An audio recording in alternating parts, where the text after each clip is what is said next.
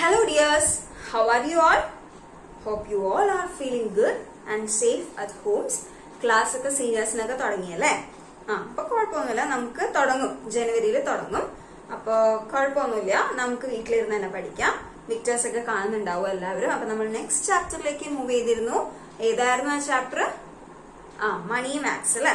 മണി മാത്സിൽ നമ്മൾ ഇത്രയും നേരം പഠിച്ചുകൊണ്ടിരുന്നത് എന്താണ്? വാട്ട് ഇസ് കോമ്പൗണ്ട് ഇൻട്രസ്റ്റ് എന്നുള്ളത് മീനിങ് നമ്മൾ പഠിച്ചു. പിന്നെ എങ്ങനെ കോമ്പൗണ്ട് ഇൻട്രസ്റ്റുമായിട്ട് റിലേറ്റ് ചെയ്തുള്ള ചോദ്യങ്ങൾ എങ്ങനെ കാൽക്കുലേറ്റ് ചെയ്യാമെന്ന് പഠിച്ചു. ആ ഒരു വേ ഓഫ് കാൽക്കുലേഷൻ ആർക്കെങ്കിലും ഒന്ന് പറയാമോ? അവിടെ പറയുന്നുണ്ടല്ലോ, ടീച്ചർ അത് ഇംഗ്ലീഷിലൊന്ന് വായിക്കാം.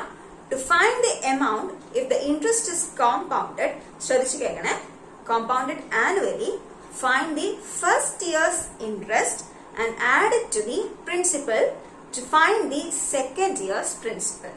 അതായത് ആദ്യത്തെ ഇൻട്രസ്റ്റ് കണ്ടുപിടിക്കുക, ആ ഇൻട്രസ്റ്റ് നമ്മൾ ഫസ്റ്റ് ഇയറിന്റെ പ്രിൻസിപ്പളിലോട്ട് ആഡ് ചെയ്ത് നമ്മൾ സെക്കൻഡ് ഇയറിന്റെ പ്രിൻസിപ്പിൾ ആണ് ഉണ്ടാക്കുക.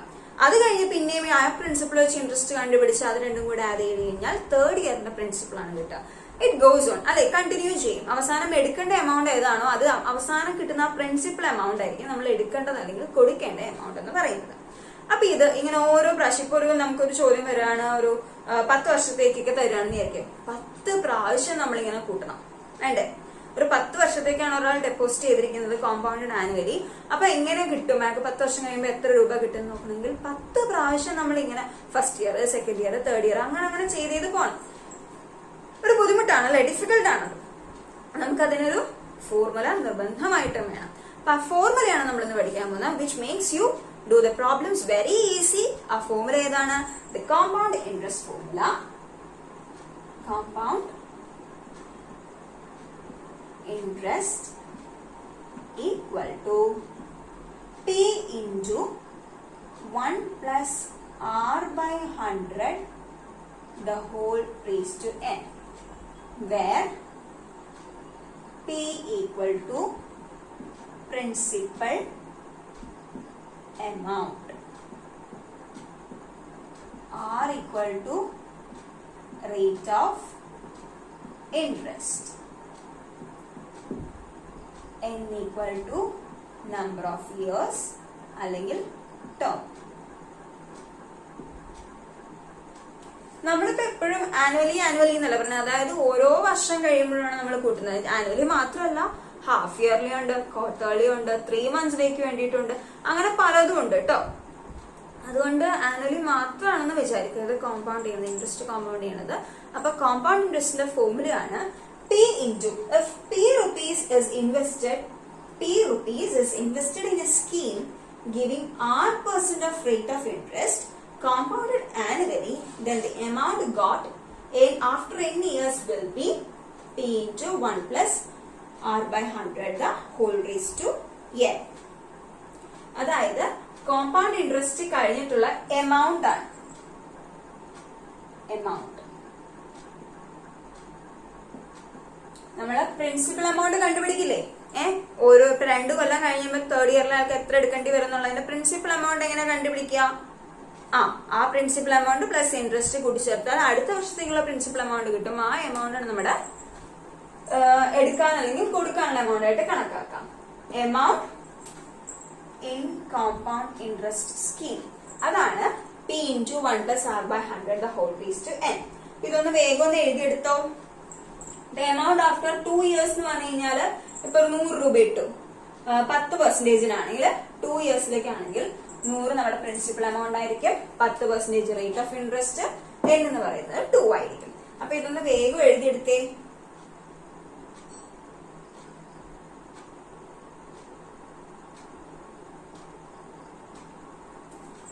എഴുതിയെടുത്തോ. അപ്പൊ നമുക്ക് ഇത് ബേസ് ചെയ്തിട്ട് ചോദ്യം ചെയ്യാം. ഇപ്പൊ കുറച്ചുകൂടെ എളുപ്പമായില്ല. ഇപ്പൊ 2 വർഷത്തേക്ക് 10 വർഷത്തേക്ക് കണ്ടുപിടിക്കാൻ പറഞ്ഞാൽ പോലും എന്നിന്റെ അവിടെ ഒരു 10 ഇട്ട് കൊടുത്താൽ മതി അല്ലേ? അപ്പൊ നമുക്കിനി ക്വസ്റ്റ്യൻസ് ചെയ്ത് നോക്കാം. ക്വസ്റ്റ്യൻസ് ആക്ടിവിറ്റി കാർഡിലെ ക്വസ്റ്റ്യൻസ് ഉണ്ട്, നമുക്ക് കാണാം.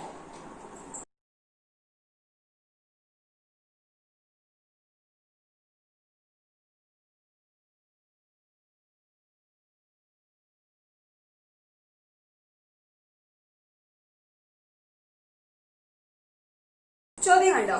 Joby deposited 25,000 rupees in a bank which pays 8% rate of interest compounded annually, and how much would he get after 2 years?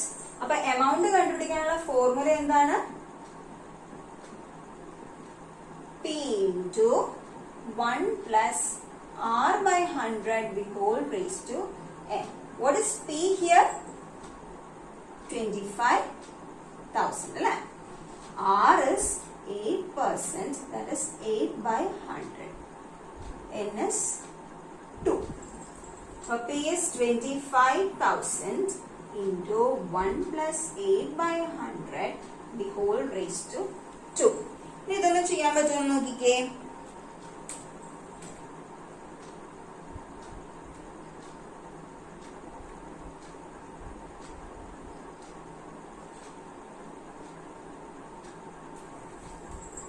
ഇതെങ്ങനെ ചെയ്യും? 25,000 ക്രോസ് മൾട്ടിപ്ലൈ ചെയ്യാം. 100 into 1 100 plus 8 1 എന്ന് പറഞ്ഞാൽ 1 by 1 ആണല്ലോ, plus 8 by 100 the whole square. That is 25,000 into 108 by 100 the whole square. ഇവിടെ വരെ കിട്ടിയോ? ഇനി 25,000 108 സ്ക്വയർ ഒക്കെ ചെയ്യാൻ തന്നവർ ആരെങ്കിലും ഉണ്ടോ? വേണ്ട കേട്ടോ. 108 into 108 by 100 into 100. ശരിയാണോ നോക്കിക്കേ? വെട്ടിക്കളയാം, ഇവിടെയും വെട്ടിക്കളയാം. ഇനി ഇതൊന്ന് ചെയ്ത് നോക്കിക്കേ വേഗം. എത്ര ആൻസർ വന്നു? 108 into 108 into 25 by 10 എന്ത് വന്നു? 29,160 rupees. കിട്ടിയോ എല്ലാവർക്കും? ഇത് വേഗം ഒന്ന് എഴുതിയെടുത്തോ. ഇതൊരു സിമ്പിൾ ചോദ്യമാണ്, വേഗം എഴുതിയെടുത്തോളൂ കേട്ടോ.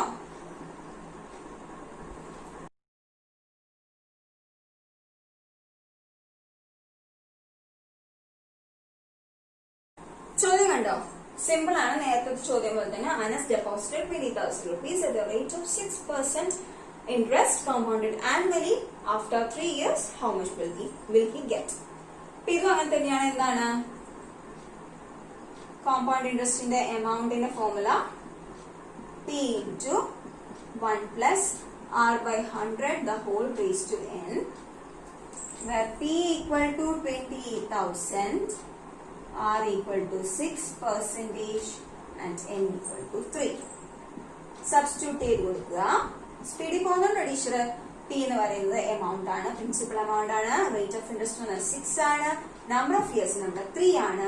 ഇവിടെ P എന്തായിരിക്കും? 20,000 into 1 plus 6 by 100 the whole raised to 3. That is 20,000. 1 plus 6 by 100 cross multiply ചെയ്തേ വേഗം. 100 plus 6 by 100 whole raised to 3.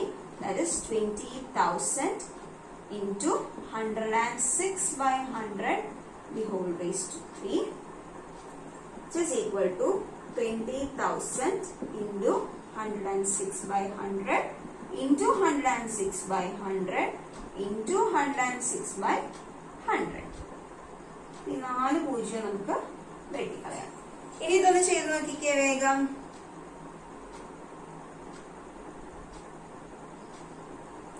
എന്തുത്തരം വന്നത്? 23,820 അല്ലേ? 23,820.3 സംതിങ് എന്തോ വരും അല്ലേ? 23,820.32 വരും. അതായത് നമുക്ക് 0.32 അല്ലേ? അപ്പൊ നമുക്ക് അതിനെ മാറ്റാലോ. നമ്മൾ കണക്കാക്കേണ്ട ആവശ്യമില്ല. 23,820 റുപ്പീസ് കിട്ടും. അതായത് അനസിട്ടത് 20,000 രൂപയാണ്. 3 വർഷം കൊണ്ട് ആൾക്ക് കിട്ടിയത് 3,820 രൂപ ലാഭം. അത് എക്സ്ട്രാ കിട്ടി അറ്റ് 6% ഇൻട്രസ്റ്റ്. ഇൻട്രസ്റ്റ് കൂടുന്തോറും ഇതിന് വ്യത്യാസവും വരും, ഇൻട്രസ്റ്റ് കുറയുമ്പോഴും എമൗണ്ടിന് വ്യത്യാസം വരും. അപ്പൊ ഇത് വേഗം ഒന്ന് എഴുതിയെടുത്തോ.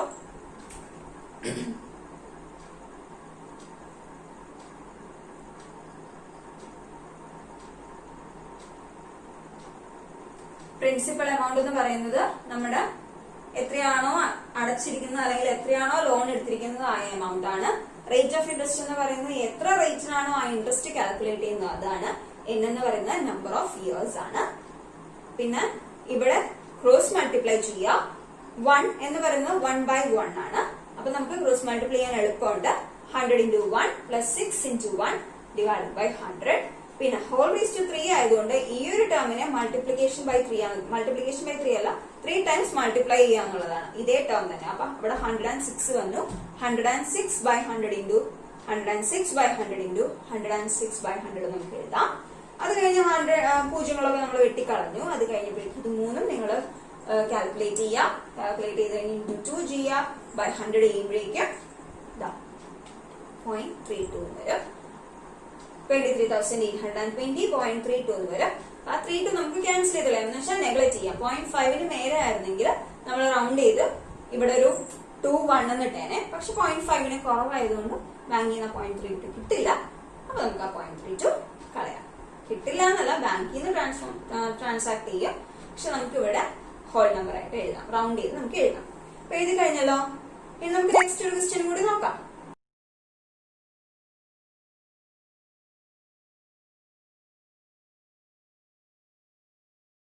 Diya 8,000 rupees in a bank, deposited 8,000 rupees in a bank, which gives 10% interest compounded annually. 2 വർഷത്തിന് ശേഷം ദിയ ഇൻട്രസ്റ്റ് ഒക്കെ കാൽക്കുലേറ്റ് ചെയ്ത് കോമ്പൗണ്ട് ആനുവലിലേക്ക് ആയിട്ട് പ്രിൻസിപ്പൽ എമൗണ്ട് 2 വർഷത്തിന് ശേഷം വന്നു. അതിൽ നിന്ന് 5,000 rupees ദിയ വിഡ്രോ ചെയ്തു. എത്ര രൂപ വിഡ്രോ ചെയ്തു? 5,000 rupees വിഡ്രോ ചെയ്തു. അതിനുശേഷം after 1 more year how much she would have in account.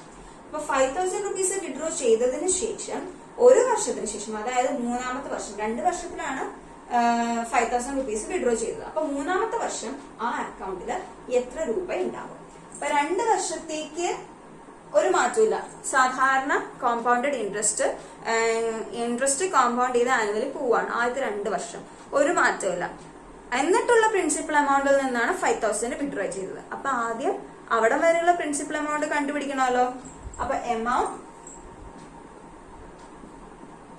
After 2 years, ആ ബാങ്കിൽ ആ കുട്ടിക്ക് ഉണ്ടാവുന്ന എമൗണ്ട് ആഫ്റ്റർ 2 years എന്ന് പറയുന്നത് P plus R by 100 the whole raised to n ന്റെ അവിടെ P എന്താണ് 8,000 into 1 plus 10 by 100 the whole raised to 2. That is 8,000 into 100 plus 10 by 100 the whole raised to 2, which is equal to 8,000 into 110 by 100 into 110 by 100. ഇതൊന്ന് ചെയ്ത് നോക്കിക്കേ വേഗം. Multiply ചെയ്ത് നോക്കുക. Multiply ചെയ്യുമ്പോൾ എന്ത് വന്നു? 9680 rupees. ഓക്കെ, വന്നല്ലോ. ഇനി ഇത് 2 വർഷത്തിന് ശേഷം ആ കുട്ടിയുടെ അക്കൗണ്ടിലുള്ള കാശാണ് 9680 rupees. ഇതിൽ നിന്ന് ഷീ വിഡ്രൂ എത്ര രൂപ? 5,000. Then amount in account എത്രയായിരിക്കും? 9680 minus 5,000, which is 4680 rupees. ഇത്രയേ ഉള്ളൂ ഇനി ആ കുട്ടിയുടെ അക്കൗണ്ടിൽ. അപ്പോ അടുത്ത വർഷത്തേക്ക് ഇൻട്രസ്റ്റ് എടുക്കുകയാണെങ്കിൽ which will be the principal amount? ഇപ്പൊ ബാങ്കിൽ എത്രയുണ്ടോ അതായിരിക്കും നമ്മുടെ principal amount. Then P becomes 4680 rupees. R same തന്നെയാണ്, 10%. എന്ന് പറയുന്നത് എന്താണ്? 1 ആണ്. കാരണം 1 വർഷം കഴിഞ്ഞാൽ ആ കുട്ടിയുടെ അക്കൗണ്ടിൽ എത്ര ഉണ്ടെന്നാണ് നമുക്ക് നോക്കേണ്ടത്. അപ്പൊ 1 വർഷം എടുത്താൽ മതി. 2 വർഷം കഴിഞ്ഞ് നെക്സ്റ്റ് ഇയറിലാണ് ആ കുട്ടി നോക്കാൻ പോകുന്നത്. അപ്പൊ P 4680, R 10% ആണ്, N 1 ആണ്. അപ്പൊ ഇനി എന്ത് ചെയ്യണം? എമൗണ്ട് നോക്കണം അല്ലെ? എമൗണ്ട് അല്ലേ നോക്കേണ്ടത്? 4680 into 10 into 1 plus 10 by 100 നോക്കാം. അല്ലെങ്കിൽ നമുക്കൊരു കാര്യം ചെയ്യണം, നമ്മൾ എമൗണ്ട് നോക്കുന്നതിന് പകരം നമുക്ക് എന്ത് ചെയ്യാം, 4680 റുപ്പീസ് ഉണ്ടല്ലോ നമ്മുടെ അക്കൗണ്ടില്. അപ്പോ ഒരു വർഷത്തേക്കുള്ള ഇൻട്രസ്റ്റ് എങ്ങനെ കാൽക്കുലേറ്റ് ചെയ്യാം? PNR/100 സാധാരണ പോലെ നോക്കിക്കോ, ഇൻറ്റു 10/100 ഇൻറ്റു 1. ഇൻട്രസ്റ്റ് ആണ്. അപ്പൊ ഇത്രയും. ഇത് ചെയ്യുമ്പോ എന്ത് വരും? 468 റുപ്പീസ്. അതായത് ഇൻട്രസ്റ്റ് കയറി. ഇത് എമൗണ്ട്, ഈ എമൗണ്ടിൽ നിന്ന് ഇത്രയും ഇൻട്രസ്റ്റ് കയറി. അപ്പൊ തേർഡ് ഇയറില് എന്തുണ്ടാവും?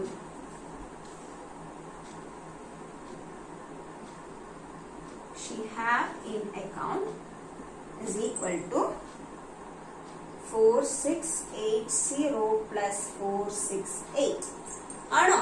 ഒന്ന് നോക്കിക്കേ. അതെ അല്ലേ? which is equal to 5148 rupees. ശരിയാണോ നോക്കിക്കേ. അപ്പൊ ഇവിടെ നമ്മൾ ചെയ്തത് എന്താണ്? ദിയ 8000 റുപ്പീസ് ഇട്ടു, 10% ഇൻട്രസ്റ്റിലായിരുന്നു. അത് 2 വർഷത്തേക്ക് ഒരു അനക്കവും ഇല്ലാതെ ആ ഇൻട്രസ്റ്റ് കോമ്പൗണ്ട് ചെയ്തു, ആനുവലി കോമ്പൗണ്ട് ചെയ്ത് പോയി. 2 വർഷം കഴിഞ്ഞപ്പോൾ ആ കുട്ടിയുടെ അക്കൗണ്ടിൽ ഉണ്ടായിരുന്ന എമൗണ്ടിൽ നിന്ന്, ആ ഉണ്ടായിരുന്ന എമൗണ്ട് ശരിക്കും എന്താണ്? പ്രിൻസിപ്പൽ എമൗണ്ട് ആയിട്ട് മാറാൻ പോകേണ്ടിയിരുന്ന എമൗണ്ട് ആണ്. ആ എമൗണ്ടിൽ നിന്ന് 5000 റുപ്പീസ് വിഡ്രോ ചെയ്തു. അപ്പൊ ബാക്കി എത്രയുണ്ട്? 4680 റുപ്പീസ് ഉണ്ട്. ഒരു വർഷത്തിന് ശേഷം ആ കുട്ടിയുടെ അക്കൗണ്ടിൽ എത്ര ഉണ്ടെന്നാണ് നമുക്ക് നോക്കേണ്ടത്. അപ്പൊ ഇപ്പൊ 4680 റുപ്പീസ് ഉണ്ട്. ഇനി എത്ര ഇൻട്രസ്റ്റ് വരാമെന്നുള്ളത് സാധാരണ രീതിക്ക് PNR/100 ചെയ്ത് നോക്കാം. ഇൻട്രസ്റ്റ് വന്നല്ലോ, പിന്നെ ആ പ്രിൻസിപ്പൽ എമൗണ്ടും ഇൻട്രസ്റ്റും കൂടി ആഡ് ചെയ്ത് കഴിയുമ്പോൾ നമുക്ക് തേർഡ് ഇയറില് ദിയയുടെ അക്കൗണ്ടില് എത്ര രൂപ ഉണ്ടാവും എന്ന് നമുക്ക് മനസ്സിലാക്കാൻ സാധിക്കും. കൺഫ്യൂഷൻ ഒന്നും ഇല്ലല്ലോ? മനസ്സിലായില്ലേ ചോദ്യം? ഇതൊന്ന് വേഗം എഴുതിയെടുത്തോ.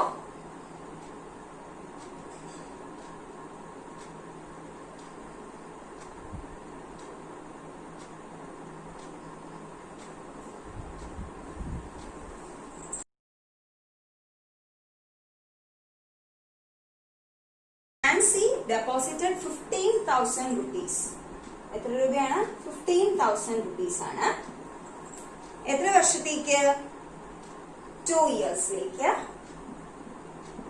റേറ്റ് ഓഫ് ഇൻട്രസ്റ്റ് എന്താണ്? 9% ആണ് നമ്മുടെ റേറ്റ് ഓഫ് ഇൻട്രസ്റ്റ്. അപ്പൊ 2 വർഷത്തിന് ശേഷം ആ കുട്ടിക്ക് എത്ര കിട്ടും എന്നാണ് നോക്കേണ്ടത്. അപ്പൊ ഇത് വേഗം ഒന്ന് ചെയ്യാൻ പറ്റുമോ നോക്കിക്കേ. നമ്മുടെ P എന്താണ് ഇവിടെ? 15,000. എന്ന് പറയുന്നത് 2 ആണ്. R 9% ആണ്. അപ്പോ amount equal to P into 1 plus R by 100 the whole raised to n, which is equal to